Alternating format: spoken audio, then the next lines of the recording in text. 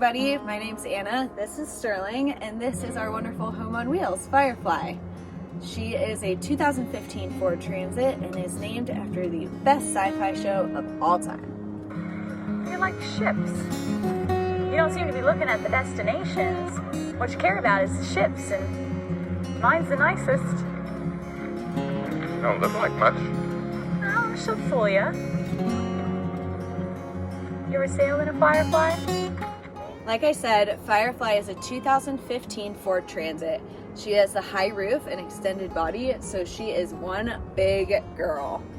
She came to me as an empty cargo van about 6 months ago, and I built her out over the course of about 3 of those months. I see a lot of people struggling with whether to get a cargo van, buy something already built out, or go the route of buying an RV. I've lived on the road or some sort of tiny house for about 5 years now, and before that I oftentimes would live out of a car for a summer, live out of a backpack, something like that. I started out on the road in an RV with my ex, and we lived in a travel trailer that was pulled by a truck and was already built out as like a regular RV. And then I went from there to living in basically like a trailer that was built out as a little house to a studio apartment, and then resumed my nomadic life by living in a Land Rover that was converted to an RV, which, side note, was really awesome looking, super cool, but was not the most practical of vehicles.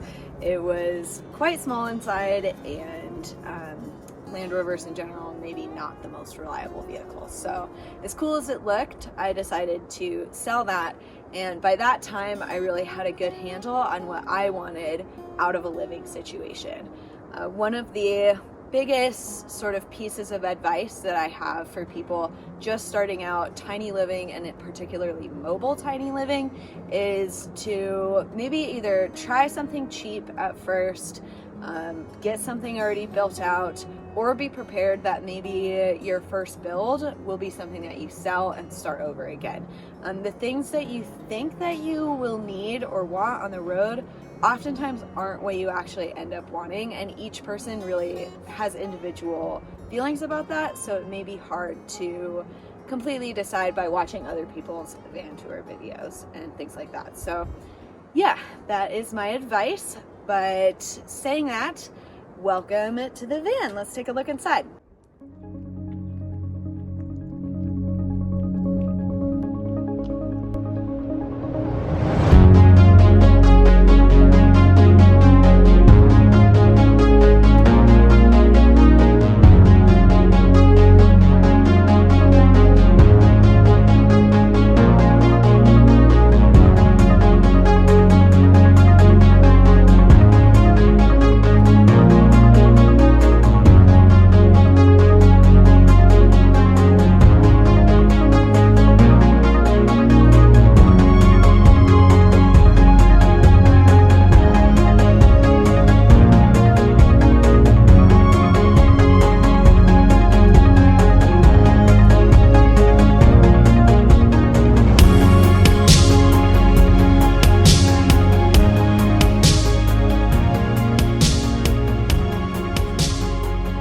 Welcome inside. So a little bit of a disclaimer, though I designed Firefly by myself, I did have a lot of help in implementing that design and fine-tuning it from friends and family. I don't have a lot of construction experience, pretty much none, and a van is a very difficult thing to build out. There are no right angles, you can't use a level, it's very difficult. So if you're starting out, keep it in mind that you may want friends with some knowledge on your side before starting out.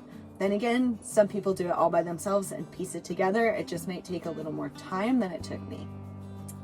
Since I did design everything myself though, I am absolutely in love with this build. There's only 1 or 2, maybe 3 things that I would change, and I will tell you about those in just a little while.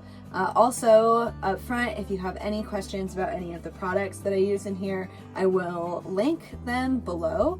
And if you have any questions beyond that, feel free to leave a comment or find me on my Instagram. So the first thing I did when I bought Firefly was to get a new stereo with a backup camera installed. I don't have any windows in my van, which I will explain my reasoning behind that in a little while, but I really wanted that backup camera for security and also a good stereo because I drive a lot, and so having music is key for me. I also wanted to point out these reflective window coverings. I have these on my windows just as a way for some extra security and also to keep the heat out because I do have a dog in the car.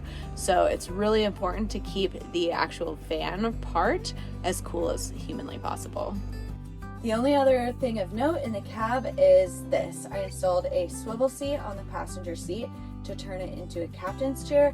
This is huge because it really opens up the cab to have people over or to use this as a work desk because it's a little more ergonomically friendly than the couches for long work days. All right, so the cab is separated from the rest of the house by this insulated curtain here. It's not technically a blackout curtain because there is, space up here, but only a little bit of light gets through to the cab, and then with the window coverings at night, it still can be pretty stealthy. If I really need to be stealthy, then I just don't put on a lot of lights back here, and then it works great. It also helps just for quick privacy. If I want to change something quick in a parking lot, I can just draw this quick without bothering with all those window coverings. And then it really helps with temperature control in the van area. I insulated with sheep's wool, so it stays pretty nice in here, but every tiny little bit of temperature control that you can do in a van is going to be super helpful. The curtain is held up with a tension rod that then has brackets, and then there are magnets along the side that keep it tight to the sides of the van. So speaking of curtains, I have these on my side door and also on my back door. They're kind of a linen looking gauzy curtain.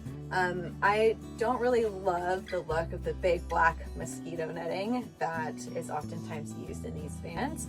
It is going to obviously be more effective against bugs than this solution, but I'm in the Pacific Northwest right now, and even on some pretty buggy nights, this has worked really great. I just put a little bit of bug spray right at the top.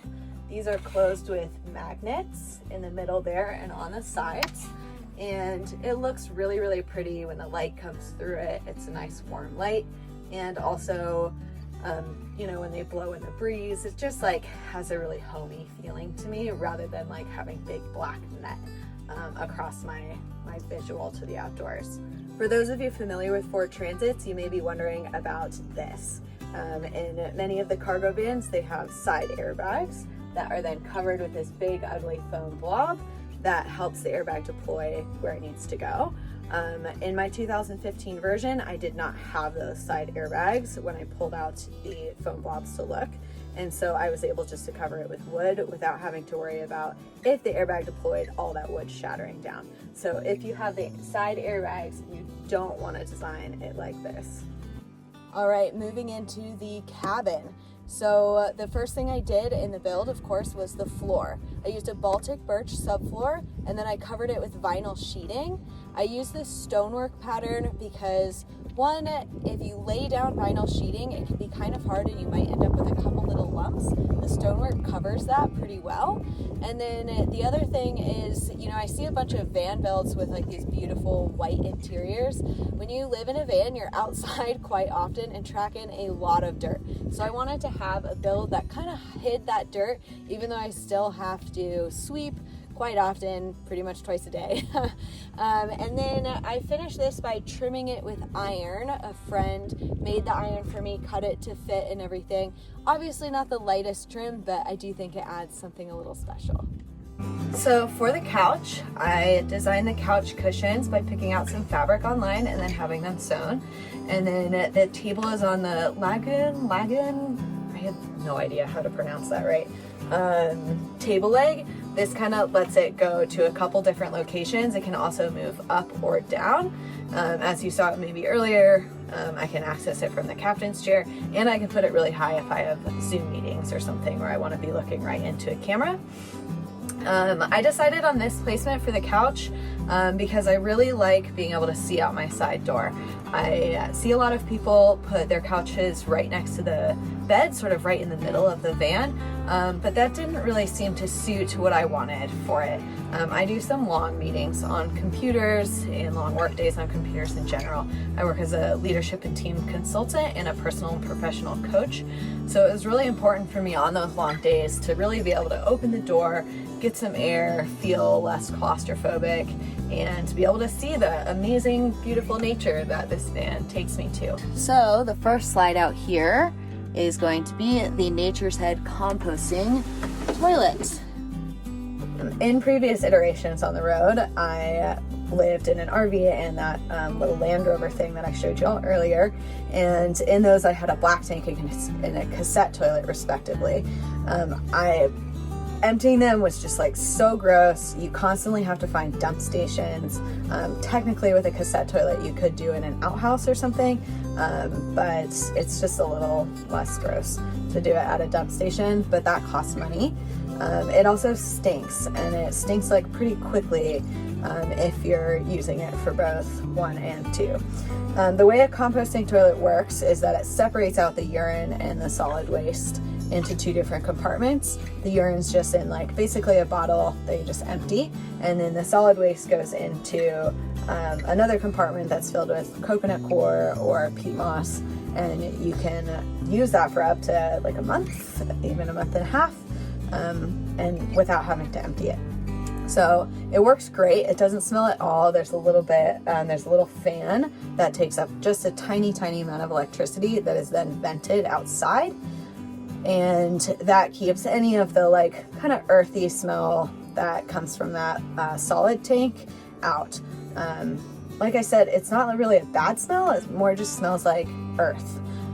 So highly recommend the composting toilet. This one is the Nature's Head. There are a few different options.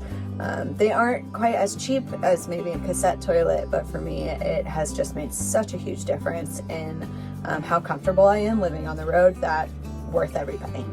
So I shared with you in the beginning that there were maybe a couple things that I would do a little bit differently in my build if I was to go back and do it again.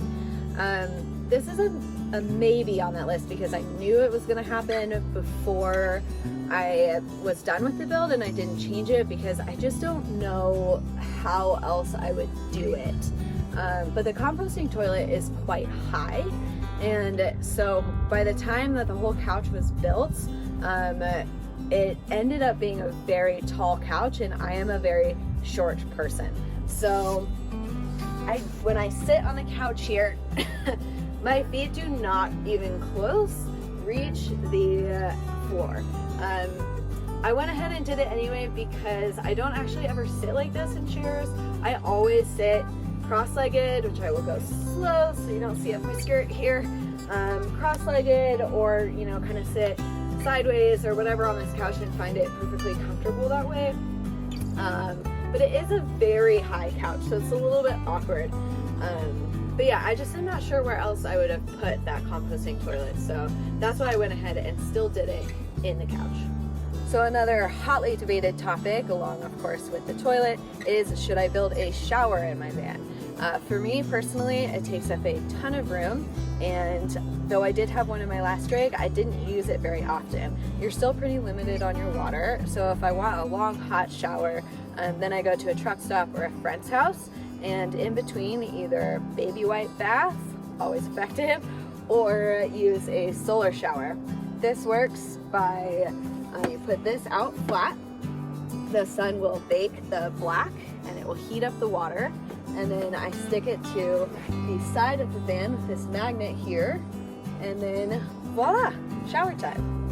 The other slide out that I have underneath the couch is for trash and recycling, which is obviously very full right now. A mistake in a previous rig of mine is just not having a dedicated place for trash and recycling, and also for laundry, and so it just always had like bags of stuff around or up in the cab or things like that, which is ugly and just annoying. So build a place for your trash and recycling. All right, so moving along, these are the upper cabinets here. This one is my pantry right that. You can see it's pretty hard to open, which is great because it doesn't fly open when I'm on the road. This is all of my dry goods in here. And these twigs are actually some of my favorite little aesthetic pieces in the van. Just, you know, little pieces of cabinetry I think can really add a difference when you're creating a little space like this. Just all those little touches. This is my spice rack. A lot of people use magnetic spices. I like the feel of cooking with glass spice bottles for whatever reason. I did put these little bumpers on them here, and that means that they won't like crack against each other when I'm bouncing around on back roads. I have a little light here to help with cooking. And then this is my propane situation. So this is a solenoid, and that hooks to the propane system in the garage and allows me just to turn it off with one click of a button. So good for safety and also just good for convenience. This is my Propex heater. It's the Propex HS2211. And that is mounted on the underside of the van and then comes up and is vented through some vents in this cabinet, this lower cabinet. It was really important to me to have a heating system because I home base out of Colorado and my friends and family are there, a lot of them, and I want to be able to visit at any time of year. With a system like a Mr. Buddy, which is what I have had before, it creates a lot of condensation, and also you really need to like vent out the cabin area. And so with the Propex, it's a dry heat. So it will not create as much condensation, and then also you don't have to keep like a window open or anything like that, so it works just a little more effectively. Of course, the other thing that I use my propane for is going to be my stove oven combo. So this is the Furion 17-inch. It's a 3-range burner, and I love it because it has one continuous grate on it, so it offers some more space.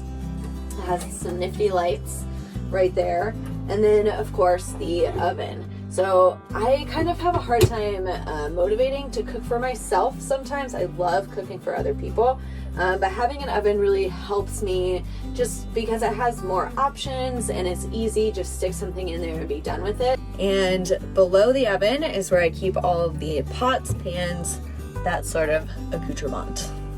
One of the little nifty things we did in the van that I really, really love is create this under counter bar slash drink of all kinds storage. Feels a little fancy and is also makes a little more use of the really beautiful black walnut countertop that is also on this side of the van, which I'll show you in a bit. So under here it opens up and I have a blender under there, my soda stream, and of course some good Colorado whiskey.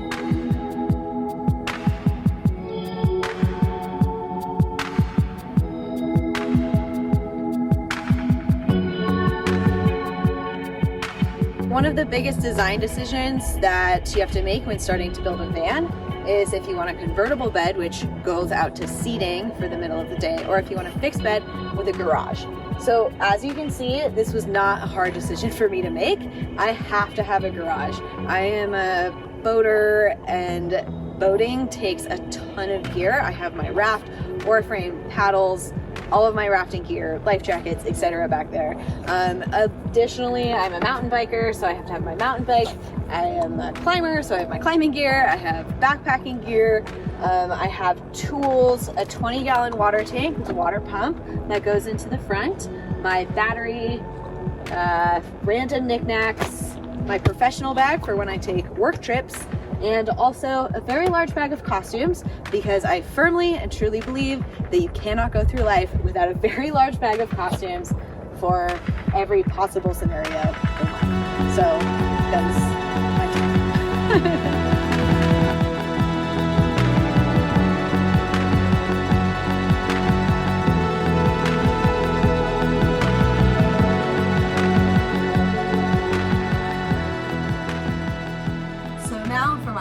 Part of the van, of course, the bed.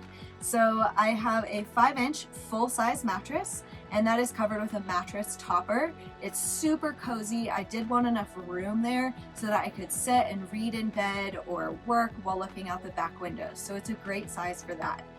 You can see Sterling's favorite part of the bed here is my voited blanket. This is made by a friend of mine who also does van life, and she designed the perfect van life blanket. You can use it inside, outside. Mine has the nice cloud touch, so it's super soft inside. You can make it into a pillow, a sleeping bag. It's absolutely amazing. It's one of my favorite things that I own. So I did link it below, and there is a code next to there, so you can do 20% off if you would like to buy one as well. The full-size mattress did not come up to the side of the van, so I had room on the platform to build my wardrobe, which is great because I can just get up and get dressed for the day. I have my accessories there, as well as a nice bedside table, a shelf for my books, my uke, my linens, and some extra coats. And then I organized my clothes into storage bins that then have storage cubes in them that have all of my different things separated and labeled and organized. Obviously, organization, hugely important in a van. Then I have my hanging storage, and this has a jewelry storage in there, which is great for me because I have a ton of jewelry. And then it's just a place for me to be able to have stuff without it getting all wrinkly if I need to go to work or want to have a nice dress or something like that. I also have a mirror in there, which is great. Another one of my favorite things in the van is my skylight. I really debated between doing it this way or having two of the Maxxair fans. I'm really happy I did it this way. If I open it up and then put the Maxxair fan on bringing air out, it creates like a very nice like full wind through the van. So great ventilation, plus I can look at the stars and have basically a little window. I chose not to put other windows in the van simply because I'm completely okay with being in like small spaces. I'm not very claustrophobic, and not having the windows is better for insulation and is just a little bit more private. Not as many places that are kind of weak points if somebody was to break in or try to look in the van. So that was my decision. I know a lot of people really prefer to have windows, so your preference. For under the bed storage, I actually also have an entrance from the front of the cab that opens up to some shelves. This opens up, and then I have room for shoes, for Sterling stuff, for workout gear, for all my electronics, and also for a bunch of games. Although with COVID, I haven't really found many people to have game nights with. It's pretty much just me and Sterling. Okay, Sterling, no cheating this time, okay? All right, I saw you palm that card last time. Can't get anything over on me. Shake on it. Okay. Good boy. It is true that you don't necessarily have a lot of friends at hand all the time on the road, but I don't actually mind being alone that often.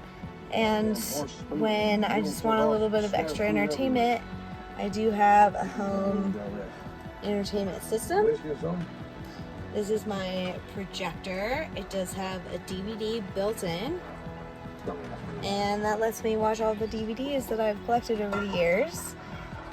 And I can watch it inside or outside, depending on whether or not I want to watch it from the tripod, or I can also hook it up with carabiners to my curtain. So it's not exactly roughing it. Behind Sterling here is a very important part of the van. This door opens up and I can access my control system. This basically allows me to control whether or not my inverter is on. It shows me my charge controller, my battery monitor, my fuse box, and I have shut-offs for my battery system and the solar control system. For my electric system, I have 170 amp hours of lithium. I chose a lithium battery because although it is more expensive, if you do run it past 50%, even all the way down to 0, it doesn't damage the battery like it would like a normal deep cell battery. That is charged off of the alternator if I'm driving, or 320 watts of flexible solar panels, which are on the roof. So if I'm parked in the same place for a number of days and the battery is not charging off the alternator, and if it's cloudy, the solar panels aren't charging things up, then I do have this portable power station as well. This is the Jackary. This is great just as a backup if I need to charge my laptop or whatever. It's also great if I just want to charge something while I'm away from the van, or if I'm going on a long raft trip or something else where I just want a little bit of extra power. This charges either off my inverter, I can charge it while I'm driving, or I can charge it off a fold-up solar panel that I have in the van. Off of the battery, I also run all my light systems and things like that. I have recessed LED lights on the ceilings that are hooked up with dimmer switches. I have an electric pump for my plumbing, and I have fairy lights because you have to have fairy lights. I just believe that is my entire design aesthetic. It's true. Moving along to the plumbing system, I really love this sink. One of the things in previous rigs that I've lived in is having these tiny little sinks that like nothing fits in. You have to do dishes immediately if you want to drive anywhere, so you can't just do like a quick breakfast or something like that. So for this build, I put in a very deep sink. This is a cutting board cut out of this same piece of black walnuts. And then it's a super deep sink down in there. I also have a soap dispenser because soap just seems to be one of those things that's like always floating around that you never know quite what to do with when you're driving around. And then the sink itself comes down. It can either be used just normal as a sprayer. You can hear it's kind of a loud electric pump there. Or you can bring it around here and ta-da, a little shower. So like I mentioned earlier, I have a 20-gallon water tank in the garage. I fill that with a specific hose for clean water with a water filter on there. And then for the sink, it just plumbs straight to the bottom of the van and just comes out there. I chose not to have a gray water tank because mostly I think gray water just smells so terribly, and I just don't really want it around for very long. 2, I use all biodegradable soaps. I have a trap in the sink that gets any little particles, so that's not going on the ground. If I am in a place that has like really delicate soil, like the desert, or if I am just like really wanting to be stealthy, then I put a little bucket into the sink because it is so deep, collect it, and then disperse it at a more convenient time. Up here I have my other overhead cabinets. I have my toiletries in here and my cups. And then down here, if I can close that, are my little hand towel, face towel, and then paper towels. Again, paper towels are just one of those things that are always like floating around. That is really nice to just have a dedicated spot. Always have to have the JBL speaker. Always. And then right here is where I plug in all of my appliances that go to my inverter. So like a computer charge cord, basically anything with like a normal household plug goes right into that plug here, and then it winds down to my inverter that is in the garage. So this is my under counter drawer here, and this is going to be all my kitchen supplies. I do use primarily bamboo. One is just a little quieter to go down like dirt roads rather than having silverware go around, and 2, it's just a little more eco-friendly. I also use all disposable or reusable plastics rather than like disposable Ziploc bags. All my appliances, plates, etc. are in here. Then below this, I have my fridge freezer. It's a winter 65 and it has both. I really love having a freezer so that I can have ice and, you know, popsicles and also just things to cook in the oven in this drawer. So we are coming to the end here, but one of the last things I wanted to show you was my door, partially because when I was doing my build, I had such a hard time finding even pictures of people's inner doors for the sliding doors. So the bottom we did tongue and groove, which is what most of the build is anyway. It's all cedar tongue and groove. And then the top we did plywood, and we had to cut out a little compartment for the lock. And then just to spruce it up a little bit, I put the whiteboard on there, which I use a lot for work to plan out retreats and other events that I'm putting on, and then some fun pictures just to spruce that up. Before we wrap up completely, I want to tell you the number one thing that I would change in my build and will change at some point, and that is the placement of my propane locker and how it opens. So ideally, it would open from the side of the locker, which would mean that I could access it straight from the back and just take out a couple things. Right now, it opens from the front of the locker, which, as you can see, means that I have to take out everything just to access my propane. So not the end of the world, just a little bit inconvenient. And it may be that I go back to try to redesign this and find that this was the best method all along. I'm not sure yet. The good thing is I really don't go through propane very often. I use the stove, the oven, and even the heater. And I've been on the road for about 5 weeks now, and my propane is still at 56%. Which I know because I just got a new sensor that goes on the bottom of the tank that Bluetooths then to my phone, and I can see how much propane I have left. This is going to make a huge difference because then I just need to take all this stuff out just to change the propane, not to check it if I want to go off grid for a few days and want to make sure that I have the propane there. The propane locker is vented from the bottom and sealed with a neoprene and silicone. This lets any propane that gets let off from the tank when it's trying to regulate itself, especially if you're going up and down in elevation, and that propane's heavier than air, so it'll vent out the bottom. This is especially important if you're planning on going to countries like Canada, and I believe California might also have a law about this, that if you have propane in an enclosed space, it needs to be vented. So I used Far Out Ride for my propane diagram. They're a really wonderful resource if you want to look them up online. All right, everybody, thank you so much for joining me, Sterling, and Firefly today. I hope you enjoyed the van tour. If you did, if you could like or share this video, that would be great. And if you want to see more van life content and also content around how to reclaim your personal power and design the life you want, then you can subscribe here or follow me on Instagram at firefly_and_I. I really hope to see you out on the road sometime, whether you're traveling or stationary, and have a wonderful rest of your day.